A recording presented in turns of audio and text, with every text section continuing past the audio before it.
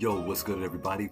Welcome to the Willie Bobo Show, for the people, about the people. Of course, I'm your host, Ox the Light, and today is Sunday, November the 23rd, and we're coming in with a hot, packed show. So here's what's on tap. Today, we're going to break down the latest college football playoff rankings, exactly what they mean. Then we're going to talk about last week's big winners and losers. And next up, of course, is the NFL drama and Monday night's action. After that, special Black sports history moment and what matters now. Then, my San Antonio born sports hero. And finally, I'll close out with to my brothers, to my brown sisters, and my white neighbors about the real enemy, the system that's pitting us against one another. So grab your seat, turn up the volume. Let's get into it. Welcome to the Willie Bobo Show.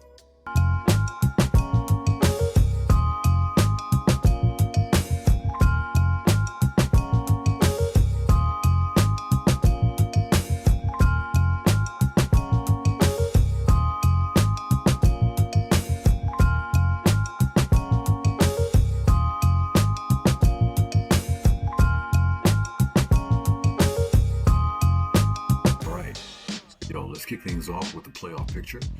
The latest college football playoff rankings dropped right after week 13 of the 2025-26 season, and the order goes like this. Coming in at number 1, we still have our Ohio State Buckeyes. Staying within the Big Ten Conference, we got the Indiana Hoosiers. Jumping down to the SEC, we got Texas A&M, Georgia. Jumping out to the Big 12 with Texas Tech. Coming back to the SEC with Ole Miss Rebels. Then we go out to the Big 10 with Oregon Ducks, who I personally feel shouldn't be in that position. Another argument for another time. Oklahoma comes in at number 8. Number 9, we have the Fighting Irish of Notre Dame, which I feel should be replaced by Miami. Head-to-head meeting. But then I guess you're going to talk about a same team that they played, two different circumstances and outcomes. I guess you could go with that. And coming in at number 10, the Alabama Clemson Tide. Interesting team, because here's the thing. Depending on how they perform in the SEC is going to depend on how a team like Ole Miss actually ranks up. So here's what all this means. Ohio State remains at the top of the nation, undefeated and steady. Indiana, Texas A&M, both undefeated behind them. So the top of the board is tight and meaningful. Georgia drops in strong, but still with one loss. Texas Tech, on the other hand, Ole Miss, Oregon, Oklahoma, Notre Dame, Alabama make up the next tier, all vying for playoff positioning. And see, their fates will depend on the conference championship and Week 14 matchups. So with only a couple of regular season games left, every game is a danger zone. One slip up could knock them completely and totally is what I meant to say, out of the playoff picture, and their destiny is over. Now, the bracket. The top 4 teams getting byes. The first round matchups that could form like this. Number 12 versus number 5. 11 versus 6. 10 versus 7, etc. So if you're left out of the top tier, you're playing earlier and the road gets harder. So what should you look for this week? Well, A&M staying undefeated, locking up the SEC title game, possibly. Can Indiana stay perfect and avoid a trap game in the regular front season finale? Maybe. Will Oregon or Texas Tech make their move and actually lock in a spot? Possibly.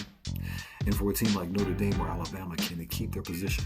Or will they lose at a big cost to everything? So the bottom line just simply looks like this. The playoff race is down in. It's no longer about being good. It's about being elite and consistent. Let's keep our eyes peeled. Okay, so to break down who won and who lost in the world of Big 5, big time college football, we're going to look at the big winners first. Oklahoma Sooners. They locked in with a resume-boosting win over the Missouri Tigers, keeping their playoff hopes alive and actually showing up when it mattered. Oregon, taking down another ranked SEC Trojan team in a major win that strengthened their case for the playoff picture. On the pro side, the Denver Broncos. Their recent performance solidified a place in the top of the AFC West, making a strong, we're for real statement.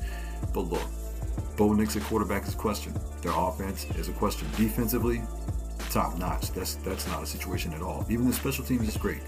But when you have a hard time manufacturing points with a great D, it always looks bad in the playoffs. Biggest losers, USC Trojans. That loss to Oregon knocked them out of a serious contention and raised more questions about their program's direction. This is USC. We're not used to seeing things like this. Except for after the Pete Carroll era, right? Utah, their bubble burst was a scare. They were vulnerable when they could least afford it. That did not look good for them. Coming out on top like that, it's too much of a close call. So look, when it comes down to the final stretch of the college and pro seasons, consistency matters more than ever. So it's not just good enough to win games. You got to show up when the lights are real and the consequences are real. So the winners picked up the right moments. The losers, they let go of opportunities. So for you as a viewer, as a fan, a community member, pay attention. The difference between in it and out of it is crazy thing. So it's the most wonderful time of the year in my opinion. It's college hoop season. So let's check out what's going on around the world where it matters most. Because things are heating up and the current top 10 teams and the poll, week 17, November the 17th, is just crazy. And I love it. So look, we got the Purdue Boilermakers coming in #1. I can't stand that team from the bottom of my heart. Totally fuck a Boilermaker except for a drink. The Houston Cougars right down the road, loving it. Still undefeated. Dropped to #2 after Purdue's so-called surge. Then you have the UConn Huskies coming out big time still, 4-0, moving up with momentum, but they did take an L over the weekend. The Arizona Wildcats also undefeated in the mix. The Duke Blue Devil. The Duke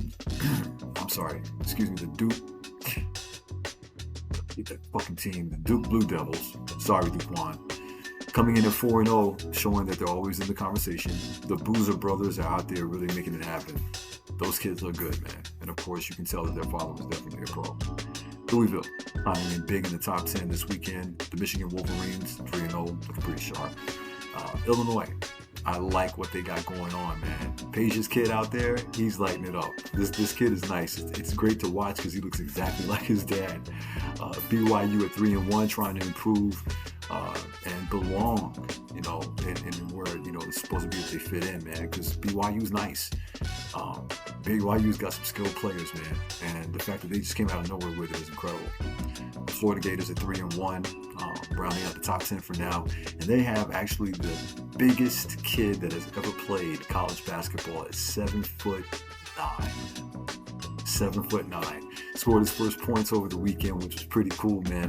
The kid, look, at 7'9", you wouldn't think he could walk and chew gum at the same time, but he actually has some upside. He actually has some decent feet. He can run up and down the floor. Shot his free throws nicely. Form looked good. It's just crazy how, you have so many 7-footers, man. More than just Wemby, because in the league, they overlook Bol all the time. Because he's been in the league longer than Wemby, and he's been doing higher level things. Film don't lie. So, at Purdue, it's a good team, balanced team. They take it from the top. They're huge, and they got a lot of depth. Their guard-forward combo is tearing it up. They got a veteran coaching squad. They handle everything steadily. UConn, you got guys like Alex Caraban, Travis Reed Jr., Silas Damari. They all scored 21 points in their most recent win. And again, they did get knocked off, later on in the weekend. In Illinois, it's the rise of, again, like I said, Andre Stojakovic, and guard Mark Mirkovic. Those are the teams, two meaningful players. They had a great momentum win, but they did take a loss also. So early season still, but if you're in the top 10 and you stay consistent, every game counts. And of course, everyone has a chance to lose when it comes down to playing fast. So we're going to dive into some guys really in college basketball that's making some big noise right now. These players, they're just not a part of a conversation. To me, they're going to be the conversation hoopers for the whole year. And here they are. You got Braden Smith at Purdue, guard leader, returned for another shot at it. He got the stats, he's got assists, experience. He's on a mission. JT Toppin, my God, big body, multi-skilled forward, about 6'6", 230. Averaged a ton of rebounds, points last year. Came back, this season he's one of the most featured and feared two-way players because this man is a beast. AJ DeBonsa from BYU, freshman, height, elite, major recruit. Everybody expected him to land at the top, of the draft coming up. If he puts it together, It's a watch out moment every time he gets the ball. Then you have ZB Ejiofor from St. John's coming back to lead the program, of course. I'm hoping that they do better under Patino, not just for the future, but for the present. His numbers and his role are absolutely growing exponentially. Yaxel Lindeborg over in Michigan, transfer with crazy size, scoring expectations. He's got he's flown in a little under the radar, but he's climbing, and these players lists, they always change, they fluctuate, right? So we can't really rely on it. Caleb Wilson, University of North Carolina Tar Heels, 6'10", 215, consensus 5-star recruit from Atlanta. Through 5 games, he's averaging about 20.6 points, 10 rebounds per game, shooting over 67% from the field. And here's why it matters. Because he arrives at Carolina with a lottery pick expectation, and he's already drawing comparisons to some of the great freshmen that played there. He's making more than just an impact offensively and defensively. He's pulling down double-digit rebounds, blocking shots, contributing in assists and steals. He's a total package. And his performance suggests that UNC's building, more than just accelerated. It's his individual trajectory that could, shift the national narrative around college basketball this season. And the key takeaway for this, you got to keep your eyes on this next big matchup.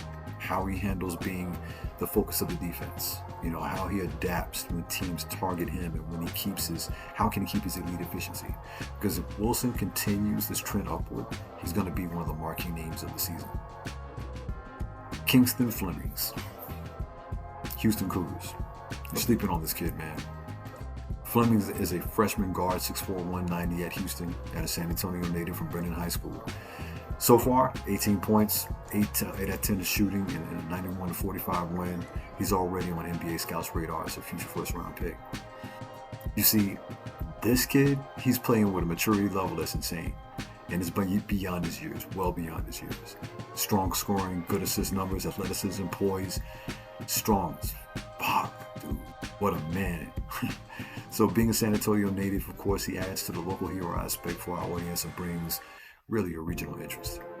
A part of a strong Houston program, breaking out, showing exactly how freshman stars are impacting high-level teams earlier than ever, and watching how Flemings performs in high-pressure games, how he leads, how he makes others around him a lot better, how he handles the expectations.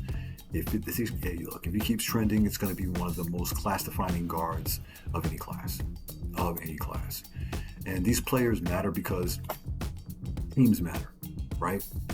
And when one of the guys step up, it lifts up the whole program. When one of the guys struggles, it hurts the whole program. And when you're watching the games, you got to ask yourself, well, who's controlling the tempo? Who makes the big play? Then one guy is going to be one of these guys, right? And you got to keep your eye on matchups. When one of these top players plays a ranked or quality opponent, that's when we see legit foreshadowing of tournament runs, NBA draft jumps, and legacy building, right? And, those are things you got to keep an eye on to make sure that you understand what player development is all about and why college sports matters the most. Right, so now we're going to get into our Black Sports History moment. We're going to look at an anchoring. We're going to anchor this down. Because something too many have forgotten is the way that sports and black struggle have always been intertwined. So today doesn't mark necessarily a famous sporting moment, but what matters more is the lesson. So I want to bring in not just an athlete, but a mindset ruled in struggle and resistance. See, we can't just celebrate wins. We have to remember how our people have been used, how our bodies and talents have been exploited, and how sports became both an escape and a battleground. Think of Malcolm's teachings. He warned us about division. He warned us about being pitted against each other. He taught that the real enemy is not the neighbor next to us, but the system that profits off our disunity. You see, in sports, whether it's segregation or leagues, it's the token black athlete used for marketing. Those struggles were never separated, and the larger fight for justice never entwined. So our victories were political. our representation was under constant negotiation.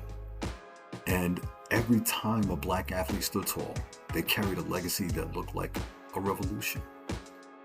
So today I want this moment to be a reminder. Our history in sports is not just about black excellence. It's about excellence survived under oppression. It's about how we built power in places that never intended to give it to us. And it's a call. And we have to keep resisting, keep building, and stay united, not because sports is everything, but because our struggle for freedom is everything. Now, let's bring it home, back to San Antonio. Our city, our people. This week, San Antonio sports hero is Daryl Williamson. Williamson was born right here in the Alamo City, went to Business Careers High School, and became a world-class 400-meter runner. He ran on Baylor's relay teams, was an All-American, and anchored the U.S. 4x400-meter relay team to the gold medal in Athens in 2004. So you ask, why him? Well, because he represents grit, discipline, and transcendence. You see, coming from San Antonio, he pushed through adversity, putting in work and race not just for personal glory, but for legacy. Because Williamson shows that it's meant to carry your community on your back, not for clout, but for the next generation. San Antonio, when you think of what's possible, Williamson is the blueprint. He's proof that even from smaller corners with the right heart, you can go global.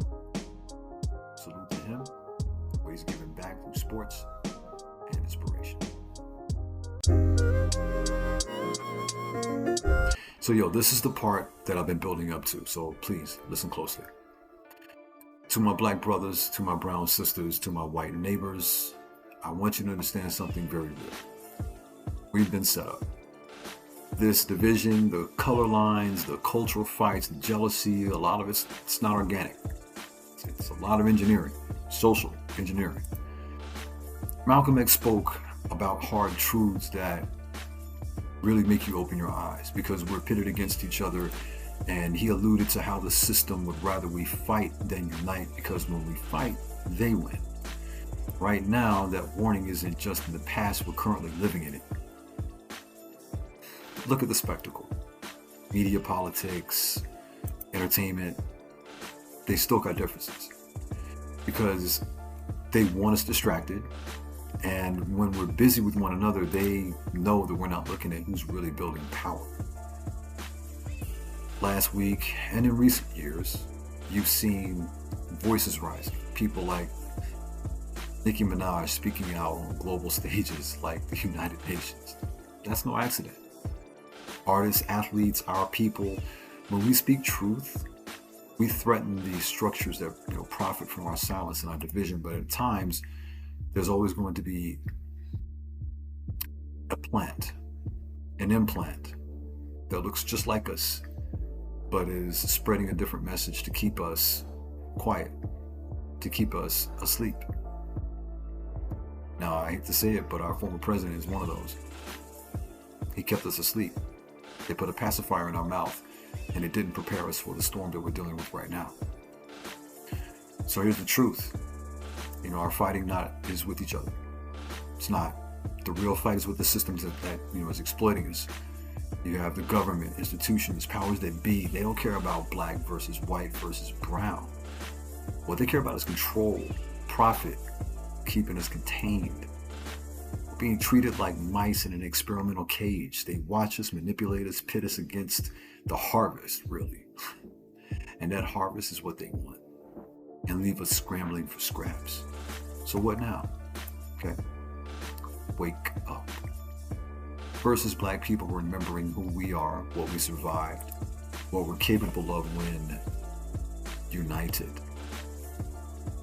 Then as a people, all of us, we don't have to erase our differences, but we must recognize them as strengths and not weaknesses.